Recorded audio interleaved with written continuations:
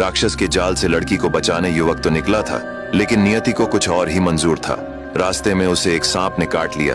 उसकी दर्द भरी पुकार सुनकर पास ही रहने वाला भेड़िया आया और उसे अपने गुफा में ले गया। उसकी पत्नी एक मनुष्य को देखकर डर गई।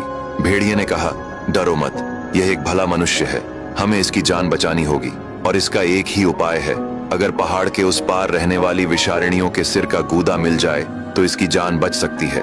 भेड़िए ने देर किए बिना अपनी पत्नी से कहा, मैं अभी विषारिणी के पास जाता हूँ, तुम इस मनुष्य की देखभाल करती रहना।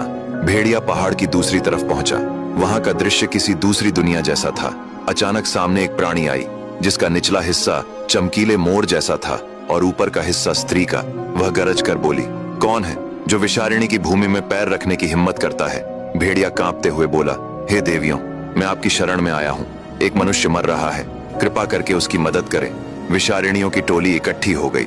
फिर उनकी मुखिया धीरे से मुस्कुराई और बोली, ठीक है भेड़िए, हम सहायता करेंगे, लेकिन एक शर्त है।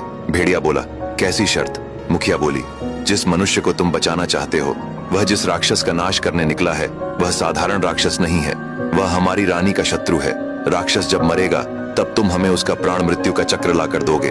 भेड़िया चौंक गया। प्राण मृत्यु का चक्र? वह क्या है? विषारिणी बोली, राक्षस के तोते में उसका प्राण बसा है। जब वह प्राण नष्ट होगा तो उससे एक प्रज्वलित शक्ति निकलेगी। उसे एक शीशी में बंद करके मुझे सौंपना होगा, तभी मैं उस मनुष्य की मदद करूंगी। भेड़िया समझ गया कि सौदा कठिन है, लेकिन युवक को बचाने के लिए वह तैयार था। उसने सिर झुकाकर कहा, मैं यह सौदा स्वीकार करता हूँ। विषारिणी मुस्कुराई, ठीक है, चलो तुम्हारे मित्र को बचा देते हैं। विषारिणी हवा में उड़ी। उनके चमकदार पंखों से रोशनी बरस रही थी। भेड़िया उन्हें अपनी गुफा की ओर ले आया। गुफा में सांसें टूटती हुई युवक पड़ा था। विषारिणी ने अपनी उंगली के नाखून से अपने सिर से थोड़ा सा नीला गूदा निकाला और युवक के घाव पर लगाया। क्षण भर में घाव से धुआं उठने लगा और फिर काला झर बाहर निकलकर जमीन पर टपकने लगा। अब आगे की कहानी जानने के लिए देखिए अगला भाग।